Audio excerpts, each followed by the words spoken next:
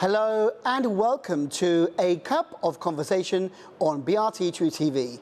This week in the studio, I'm very honoured to have a special guest. His name is Olcay Akdeniz, and he's the author of a very interesting book called Through the Third Eye, which has been edited by Jenny Vardy. And a big thank you to Jenny for contacting my good friend and colleague Denise Phillips on the radio. Denise has interviewed Olcay Bey, and now it's my turn to interview Olcay on A Cup of Conversation.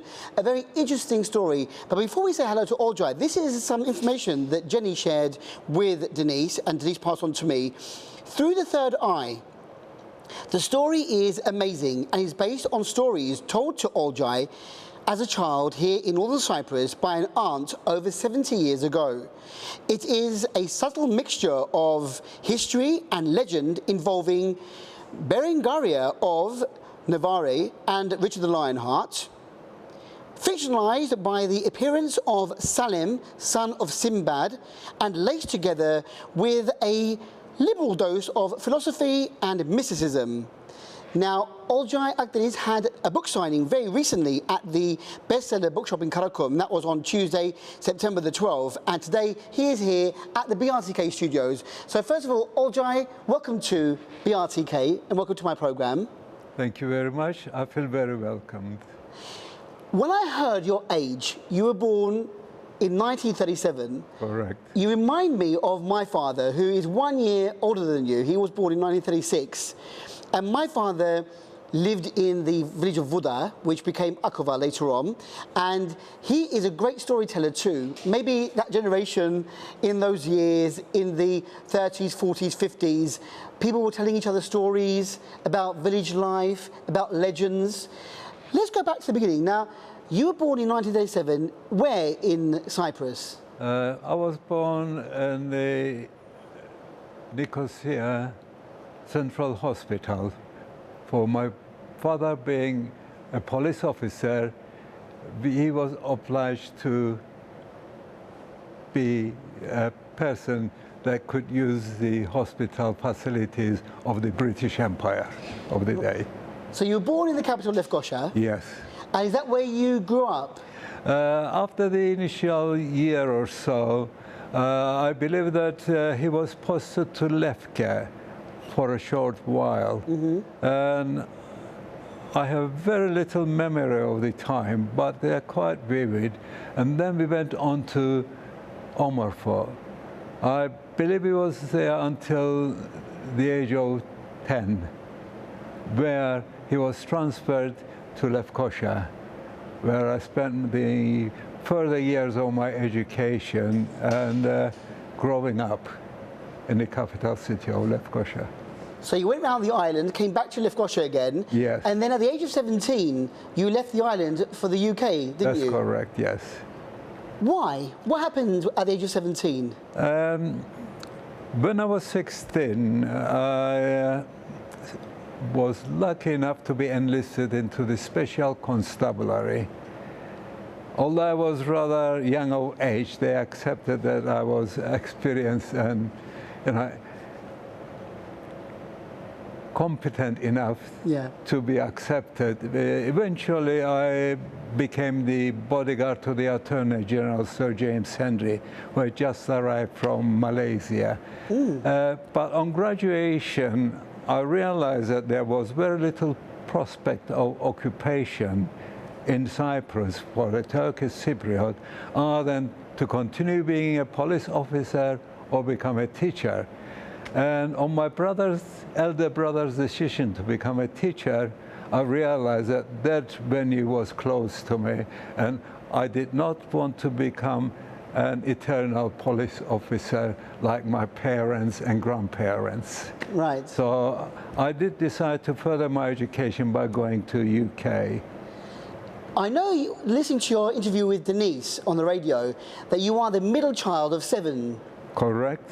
And was it just you who left Cyprus? I was all on my own, and I left Cyprus. Thankfully, I had an aunt who was the daughter of my great aunt, really. We called her an aunt, but she was my cousin. Yeah. Residing in London by then. So I went to join her for an initial introduction into the life in the UK. And of course, that's where you met your lovely wife, Carol. Eventually, yes, I think within the first year or so. Yeah. And you've been married, I heard, very recently, celebrating your 60th wedding anniversary. Correct. Congratulations. Correct. You're far too young. Both of you are too young to be celebrating 60 years. How old are you? Even though I did say that you were born in 1937. You look very young. Touch wood. Thank you. So, Olcay, in the UK, what happened then? You went as a young man of 17 Yes. to stay with your aunt or your cousin in London. The thing is, I enjoyed the travel of the period. Right. And I thought I could carry on traveling all around the world, but I needed the skills to be able to carry me honorably through these journeys. And I decided that electricity was the most commonly used and most practiced thing in life throughout the world. So I decided to learn electrics. And I went to night school and eventually graduated as an electrical engineer. So that was your profession? Yes. Later on, after all that work in the police force or in the army, you became an electrician or electrical engineer. Yes. And you settled in the UK, or did you travel? Did you go anywhere else after London? Not initially. For the first 18 years, I'm sorry, but I was buried in the life of being an electrician and parent to 4 children, 2 boys and 2 girls. God bless them all, and my wife. Fantastic, lovely family. Beautiful. So a nice story. So that led you to the UK. Let's come back to Cyprus again now, to your childhood. And I remember, this is why I feel so close to your story, is that my father used to tell me stories when I was a young child, bedtime stories. He used to make up stories about people in Cyprus, or he used to make jokes. I remember old stories about Nasreddin Hoxha, very famous stories about him. And you said on the radio that you were sent to live or to stay with your aunt or cousin for a while because there were so many of you at home. Yes. That you were packed off. Yep. To where? Where was she? She used to live in a place called Yenishehir in Lefkoşa, just the other side of then the train station, main train station of the island. Right. And yes, I do remember those days very well because my uncle, he was an expert of renowned oud player. And in the evenings, he would sit on his Ottoman sedir and pick up his oud, and my aunt would open up this big chest full of musical and choose one and put it in front of him, and he would play his oud. And he was so good that he was a major oud player for the dervishes at the temple in Lefkoşa, near Sarayani. Amazing. So you remember this. How old were you back then? When I should think I was about 3.5. Wow, very good memory, 3.5. Or maybe you were told these stories before. Maybe you were... No. I remember crossing the railway lines, trying to get back home to my brothers and sisters occasionally. And somebody would find me and pick me up, one of her neighbors, and say, Olcay, come on, back to your auntie. Back to your... So going back many, many years now, you know, to the age of 3.5, and you remember sitting in front of their house on the steps, I suppose with the lovely scent of jasmine in the garden. All the neighborhood children would gather outside my great aunt's doorstep. Yeah. And she would come out and sit there on her little chair and start telling us stories. By then, all the neighborhood ladies would come and join us, and they would bring a tray of coffee for all the grown-ups. They would bring their bulihiyas or Feast to pot, yeah, that's right. Start cleaning it all up That's right. in front of the house. We spent the evening listening to her stories, and it was fantastic. Now, these stories are the inspiration for your book, Yes. which recently, as we said at the beginning of the interview, was promoted at the bestseller bookshop in Karakum, Through the Third Eye. And I mentioned that it was inspired by legends and the stories that your great aunt told you. What type of stories? Can you remember what type of things that she talked about? They were very similar to Thousand and One Nights, Yeah. the Arabian tales, Yeah. princes flying around on top of Jannat Kushi, she would call them, Yeah. which means birds of paradise, Yes. from one adventure to the other, always suffering and enjoying love and God knows what else. Yeah. And we were just spellbound, children listening to stories. We had nothing else to do, but we loved it. Amazing. I mean, it is nice, isn't it, to remember those days and to remember the emotions that you feel, Yes.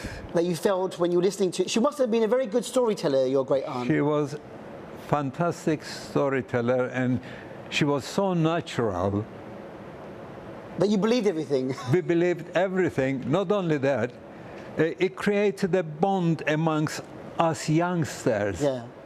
We was very good friends to maturity after that.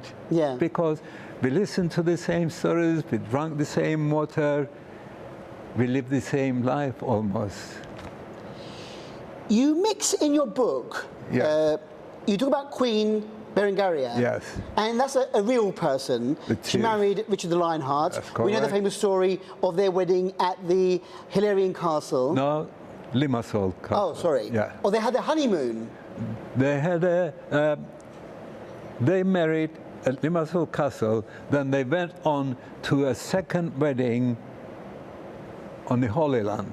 Right. But in the meantime, Richard the Lionheart was crowned King of Cyprus in Lefkoşa, next to Selimiye Mosque. Right. So you have very good history in your story here. Yes, But you've mixed Queen Berengaria yes, and her love and her adventures with Sinbad's son. yes. So that sort of like brings in the 1001 Arabian Nights. Integrated into... Integrated. So did you remember some of the stories that you were told and then just make your own story up? That's right. Yes? Yes. So how did a man like you, with a busy family man, electrical engineer, 4 children, 2 boys, 2 girls, now growing up, you've probably got grandchildren as well, I know now. Oh, yes. You're in your family life.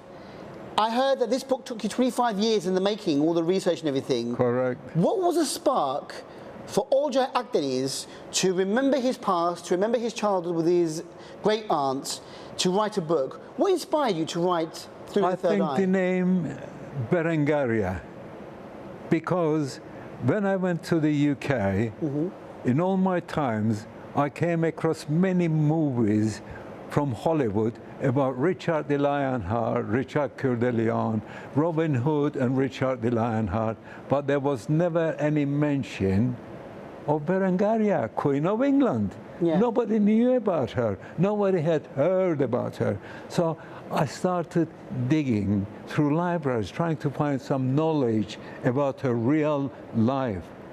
And there was none available. As a last resort, I tried the British Central Library, which had moved to a new position near King's Cross Station. So when I approached the lady at the reception, she said to me, "Who are you?" I said, "Well, I'm nobody really, but I just got an interest in a particular situation, but I like to be enlightened." And she said, "Well, what is you're after? What knowledge are you after?" And I said, "Well, I'm looking to find out as much as possible about Queen Berengaria, wife of Richard the Lionheart." And from the look of her, I realized that she hadn't heard of it either. So after a short moment of thinking, she granted me 6 months temporary membership to the British Central Library so I could carry on my research to Princess Berengaria.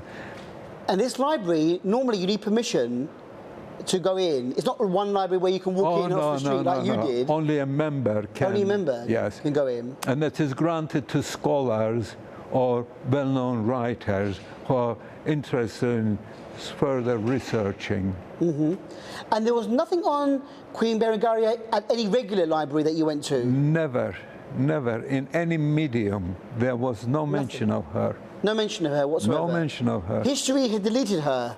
The history books have... It was non-existent. Non-existent.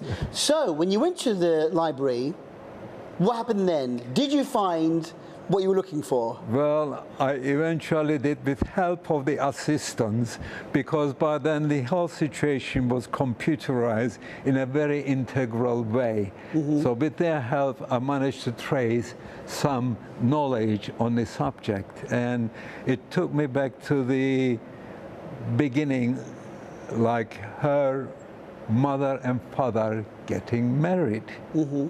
And he was the Royal Prince of Navarre, and she was the Royal Princess of Castile and Leon of Spain. And it was a marriage of convenience, because royals always like to base their power base on marriage-enhanced situations. Mm-hmm. But apparently they turned out to be very, very happy couple and produced 3 children that they're very proud of. The older brother, the older child, which was Sancho, named after the father. And then along came Berengaria as a second daughter. And then third daughter came along. And Berengaria, in a way, was lucky to have an elder brother to look up to, and the younger sister for her to look up to. Their childhood was very happy, very satisfactory. But the important thing happened in her life when she was 13. Her father had built a beautiful palace on top of the Pyrenees Mountains.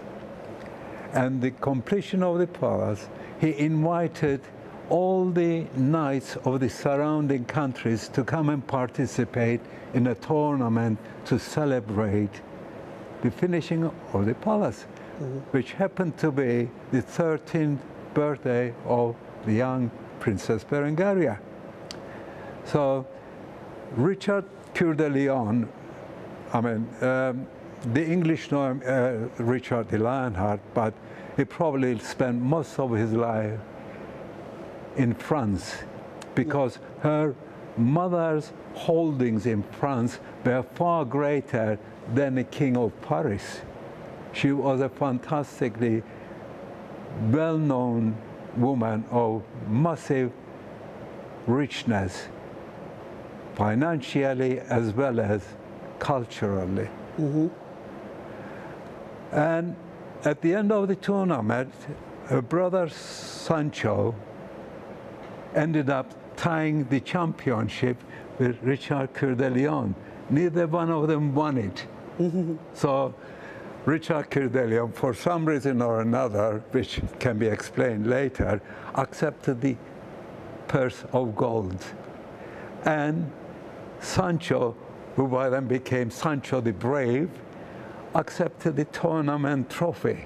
Right. So they share the championship.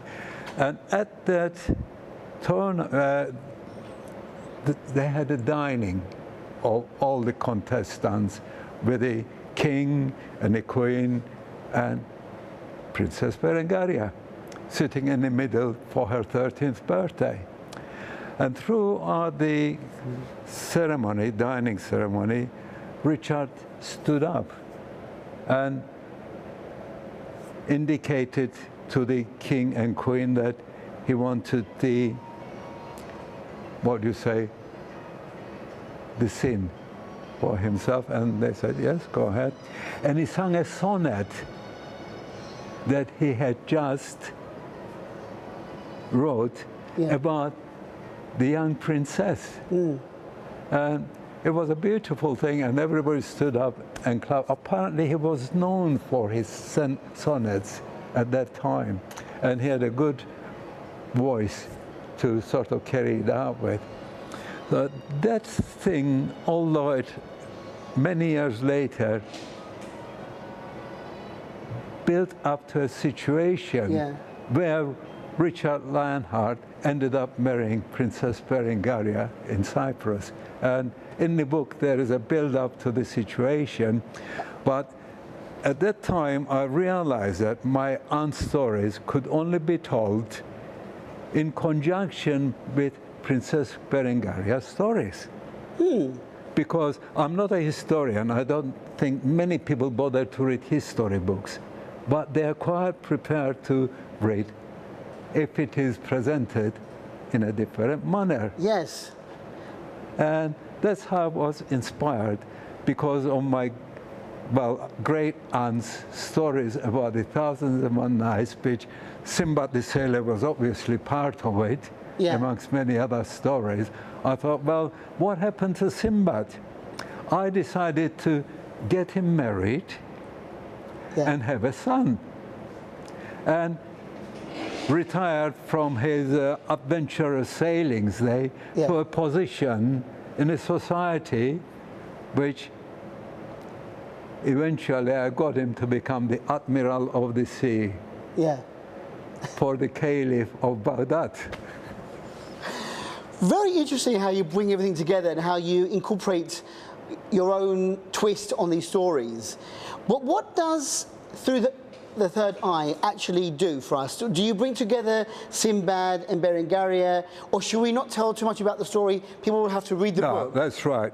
The third eye in principle means the two eyes see and witness a situation or a scenery or something, but your brain concentrates on far beyond what you actually observe with eyes. So using our brain is something that we are improving over centuries, but we are nowhere near accomplishing the full value and potential of our brain. And it has to be put into a completely different concept to, I mean, our scientists are great. They made fantastic advancements in the last 10, 20, 30 years compared to previous generations. But one thing we are not really concentrating on is analyzing ourselves and how we are a part of this nature that we are part of. I mean, we look upon ourselves as a unique creation. Maybe we are, maybe we are not. Our uniqueness may be that we move outside our original boundaries to experience further experiences. Yes, but do we really study those experiences to the full potential? And I'm aware that there is a bond between every individual and everything around us. We are part of this nature. We were created by nature, and nature carries on creating continuously. We change every moment in our lives. We cut our nails, we cut our hairs, we eat, we drink, we use the bathroom. We are not one unit. We are continuously changing, evolving unit as an individual. We are part of the human race, but we are basically an individual. And we must learn more about that individual by studying ourselves. In the description about your book, we're talking about legends and stories, and also now your philosophy and mysticism. So in this book, are you also adding advice like this about how we should think about life, our position within the world? Is that what you are bringing together by telling stories and also your own philosophy? My own main purpose is for people to make up their own minds. Okay, you're not real wise, you can get from others, read all the books, watch all the movies, but think for yourself, make up your own mind. Don't let other people guide you into things that you think it's got to be done. Yeah. You tell yourself what's to be done and how you see matter that is in front of you, how you analyze a book, how you analyze a situation. Don't be a part of a herd. Be an individual. Very good advice there. Very good advice, Olcay Bey. I think we should all learn from you. Why did it take you 25 years from when you first thought about this to now? When did the book come out officially? Well, it came out, I think, last year. Last just year. before Christmas. Yeah. The thing is, my knowledge of English is limited. It's fantastic. In a way, yeah. Well, but the thing is, writing down things doesn't come natural to me because I was brought up with the Turkish alphabet, which is phonetic. Even a 7-year-old child cannot make a mistake in spelling once they grasp the basic, alphabet of the Turkish. It's very easy, yes. But in English, I found that the same word can mean different things under different circumstances. Like you go to terraces at a football match and you sit down. Where you're supposed to be standing up at terraces. So many things like that are difficult to especially put down in a book that others will read. So I always search for somebody who could really put this into an acceptable English language format. Right. And thankfully somebody, a friend of ours, introduced me to Jane Vardy. Yes, a big thanks once again to Jenny Vardy for contacting us at BRTK, contacting my good friend and colleague Denise Phillips. So Jenny Vardy edited the book. Yes. She went through and made sure that you had all the right grammar. Amaze all my scripts. Put everything together. Yes. Once she accepted the concept, then she put it down into an acceptable book format. So obviously you were working together back and forth, discussing ideas, editing. You might have liked this or not liked this, or she might have... Very little, very little. Yeah? Actually, her husband, Bob, helped her more than me because he's a quite psychic person. Yeah. And as they come across this story, he realized that the book should be named Through the Third Eye. He realized a bit that is sort of beyond the written words. Yeah. Because my initial name was, chosen name was Adventures of Princess Berengaria and Salem el Simbad, which is still an appropriate name, but I didn't object to the choice of the Through the Third Eye. No, it's a very good name. Very, how can I put it? It catches the imagination, captures the imagination. Yes. You're thinking, what is this third eye? We are obviously now able to read this because the book is now out here in the Tyrone Sea. You are selling this book at the bestseller bookstore in the Guinea area. You had your book signing. Yes. How did the book signing go, by the way? Very well, thank you. Yes? Yeah. Happy? The thing is, we had a very limited edition published of 300 books. Yeah. And all the ones that were handed over to other sale houses like Amazon, etc., they're all sold out. We have to decide what step to take next because whether to reprint.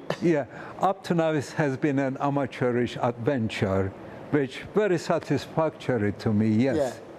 But the next stage, I think, has to be a bit more professional. Well, I think you are very professional. I think the way you explain everything, you are a natural storyteller yourself. You know, you are captivating. When I was listening to your radio interview, my 19-year-old niece, Gül, she was there as well. Now, as you know, the youngsters in this day and age, they have a very short time span of attention. Yeah. 2 minutes, 3 minutes. Yeah. Change the television program, change the radio, change the Yeah. music. But she stopped what she was doing and was listening to you because she found you very fascinating. So I think you are a very good storyteller. You take after your great aunt, Olcay. I'm very happy to hear that. Yeah, very, very good. I did hear also that the money raised from the sale of these books here Yes. will go to a good cause. Yes. Tell us a bit about that, please. Well, we came across a lady introduced by Jim Vardy. She has studied archaeology in the University of Glasgow. Mm-hmm. Or was it Edinburgh? Edinburgh. Right. And she graduated with honors, and she has been doing actual researches and digs herself. And she came back to Cyprus because she felt that Cyprus was full of riches that actually would have involved her for a very long period of her working life. But as a female person, she found that the funding was very preferential. To start with, the United Nations and EU funding on archaeology had to be channeled through the Greek side, which they absorbed the majority of it. And what filtered over to the north, majority of it was absorbed by the male involved. So she found herself in a sort of situation where she had a very important dig near Tatlısu, a Neolithic historic site of very vast importance, but rather short on funds. So me and Jean Vardy decided that profits made out of this sale of these books will contribute towards her research. And I think, do you mind if we say her name? Can we say her name? Please do. Her name is Müge Şevketoğlu, yes? Correct. Müge Şevketoğlu, I've interviewed many, many years ago, and she's a lovely lady, great archaeologist, and she's given many talks to the expat community, so I'm sure many of our viewers now know of Müge. And so she's currently doing some work at Tatlısu, and the money raised from the sale of your books, the profit raised, will go to helping her. Yes. Wow, that's really good. And again, isn't it funny how we're talking about history again? Maybe she'll uncover more history, more stories to be told. But what is Cyprus but history? Isn't it? I mean, when you think, you go back to the Hittites and the Assyrians and the Phoenicians, most people don't even know these names, let alone accept them as a historic culture, Yeah. an entity of relevant to our present day. Then along came the Egyptians with the Cleopatra and all that. Yeah. Then came the Romans. Everybody wanted a part of Cyprus because not only of its strategic position in the, well, Near East, but the copper mines Yes. that were very usable in the earlier cultures in engineering. There was the most usable metal because a melting point was low enough for them to actually manufacture things out of the copper. So our riches of copper helped us to be an attraction to many civilizations, and they all left something behind. If you can't see it, you can feel it. Definitely. I agree with you. We are living in a magical place on this world. It is a magical place. And I think Cyprus has inspired many people over the centuries, Yes. over the millennia. And one of those people is you. You've been inspired by Thank you. the history, the storytelling of your great aunt, Yes. mixing everything together. Yes. But we must realize it was in the absence of radio or television. Yes. Or general publication. I miss those days of storytelling. I miss listening to our elders with their stories. Do you think we should go back to those days again? I think we should escape from the orientation of our publications of late. Every movie, every book you read has to be more violent than the previous one, just to be noticed. And is it really what humanity is for? Violence against each other and against nature. Come on, grow up. We have a different reason to be alive, part of this nature, not to kill each other at millennia of ways that people think of. It's either sexual oriented or violence educated, or the mixture of the two. And I think this is abhorrible. I miss the days of the Arabian Nights and the tales of Sinbad, the swashbuckling sailor with his adventures in the seas. Let's go back to purity. And the truth about Queen Berengaria marrying Richard the Lionheart. But what led to her marrying Richard the Lionheart, that's in the book, and it is historically correct. Right, so there you are. So, dear viewers, Through the Third Eye is a must if you want to enjoy storytelling, learn a bit about philosophy, learn a bit about history, especially linked to Cyprus with Queen Berengaria. But you brought everything together very, very eloquently, Olcay Akdeniz. I heard you said to Denise, my first and only book, so there will never be a... Well, if it's going to take me now 25 years for the next one, I'll be 105. May you live another 25 years and more. I have no objection to Inshallah. that. Inshallah, as they say in Turkish. But I think you've shared something very, very special, very personal to you, and very, very unique to us here on the island of Cyprus. As I would like to repeat once again, the book is available. Is it only at the bestseller bookshop in Girne? On this island, on this island, yes. Just there. Because Amazon has run out of their copies. And this is the first edition. This is the first edition. So if you get the first edition, just wait for the second one, because it will be second. So if there is demand, there'll be a second edition coming out. But you're very, very happy. How do you feel when you see this book in front of you now? Over 25 years of your hard work, with memories going back nearly 80 years. Yes.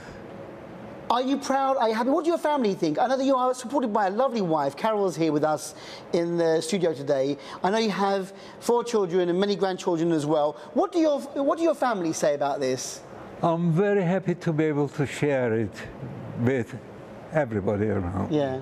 Because I believe that, yes, there is enough there to occupy a short period of their lives, and I'm hoping they'll feel enhanced by it, which I do. And hopefully, a book for everyone, something that you must have on your bookshelf at home. I think we should all... Even youngsters can read it without being offended. Yeah. And very, very interesting. Learning history in an interesting way, don't you think? Especially in this manner, yes. But there are many stories. I mean, Berengaria is one famous queen, but there are many stories about this island. How can we fit it all in? How can we tell every story, Olcay? I'll have to get back to my writing table. Well, you'll have to pass this love of history and philosophy and thought to your grandchildren. Maybe they will continue. They will. Yeah. I hope continue where Granddad Olcay Akdeniz left off. Yeah. My oldest grandson is already with the Daily Telegraph. Really? Yeah. Fantastic. He had quite a few articles published, and I hope he carries on. Well, then, good luck to him. Congratulations to him. So taking after Granddad then. Yes. Writing was always his hobby, and I hope he can improve it to a level where he can contribute to society. Fantastic, very good news. Out of interest, we didn't mention, even though you've been in England for all these years, are you now retired here in the UK? Do you come back and forth, or where are you living now? I'm man of the world. Man of the world. I'm trying to fulfill my initial dream, desire of traveling the world. So you are a man of everywhere. I'm a man of my world. Although you do have a house in Belapayes, yes? Yes, I do, and I have my eldest son is settled in somewhere in Canada. In Canada? I won't mention his exact location. All right then. He has a very senior position with the government of Canada, and fantastic. is very happily settled there. And my youngest grandson is studying nanoelectronics at the university. Wow. And my oldest granddaughter, his sister, is studying economics in Canada at university. But the education system in Canada allows them 6 months of education at school, and then for the other 6 months they have to practice what they learned in industry. And that's a very good idea. Yes. Very good way. Excellent. Well, you are a very proud father and grandfather, and from a young Olcay Akdeniz in Lefkoşa, running around near the train station, going to his great aunt's house or running away from the house, but listening to the great stories, coming together. What a wonderful way to end all of this with this book. I thank you very much for coming today, Olcay Bey, with your lovely wife Carol, and for sharing all this interesting information with us. I look forward to reading the book, and I hope that many books are sold so that Müge Şevketoğlu from Tatlısu, our great archaeologist, will get some extra money for her work. You never know what she might discover, and another story might come alive again for future people, future generations to tell to their children and grandchildren in years to come. But who knows? But you've given us great pleasure today on the programme. Thank you very much. Well, I'm very pleased that life have brought me to this studio to discuss this with you, and I'm very pleased to have met you. Likewise. Proud. Thank you very much. We're very proud as well. And a big thank you to Jenny Vardy for introducing us to Olcay Akdeniz and to his lovely wife, Carol Akdeniz, as well. Lovely people. And as I said, keep this red, beautiful cover in your mind. When you go to the bestseller bookshop in Karakum or in Alsancak, get this book and go on to a wonderful journey that will take you to places you've never been to before, and maybe it will take you back in time as well. Who knows what memories will evoke when you read this book. But once again, Through the Third Eye is a must-read and must be on your bookshelves soon. Olcay Akdeniz, take care. See you soon, my friends. Thank you very, very much. Thank you. Thank you very much. And with that, we have come to the end of a cup of conversation here on BRT2 TV. And till the next time we meet here in the studios, take care and go well. Bye-bye.